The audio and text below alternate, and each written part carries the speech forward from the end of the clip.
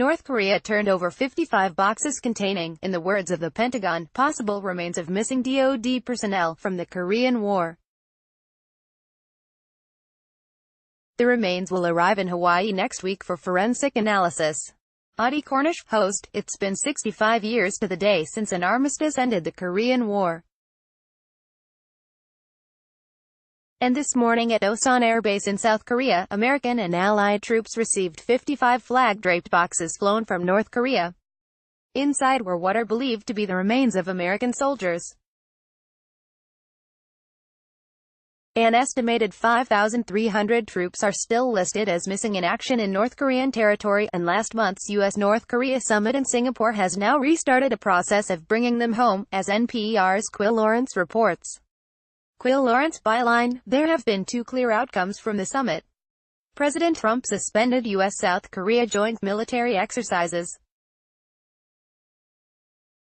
Now North Korean dictator Kim Jong-un has resumed the repatriation of American war remains. Trump today suggested there would be more to come. Soundbite of archived recording. President Donald Trump: I want to thank Chairman Kim in front of the media for fulfilling a promise that he made to me. And I'm sure that he will continue to fulfill that promise as they search and search and search. Lawrence: between 1950 and 1953, the Korean War killed almost 37,000 Americans. Millions of civilians died, including perhaps 25% of the North Korean population. In the decades since, war dead have been returned by both sides, but not since 2007 when disputes over the North Korean nuclear program shut it down.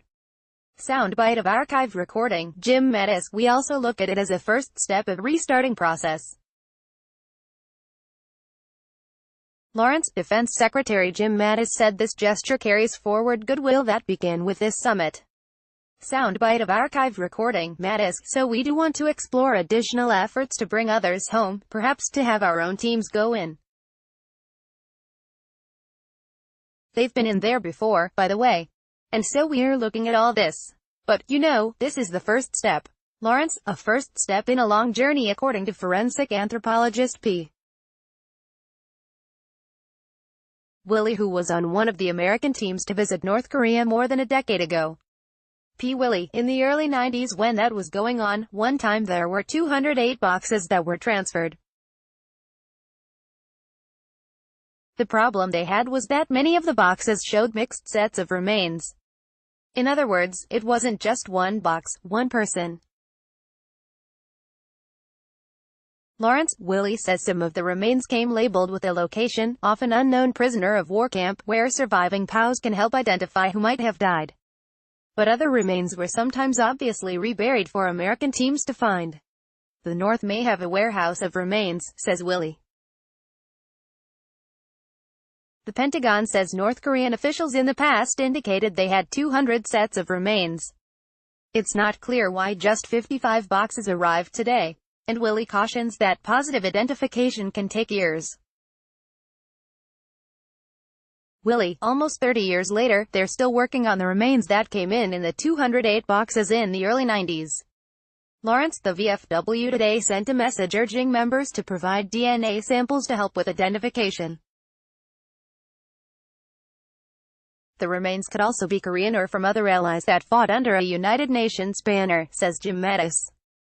Soundbite of archived recording. Mattis: you know this story, the UN blue flag on each of the boxes. Many of the UN nations with us also have missing.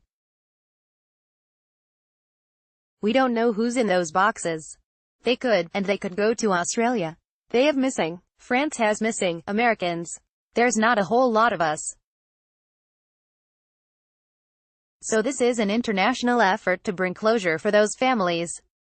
Lawrence: Mattis said other diplomatic advances might flow from the positive tone set by this humanitarian act. Q. Lawrence, NPR News. Copyright 2018 Nepalese rupees. All rights reserved.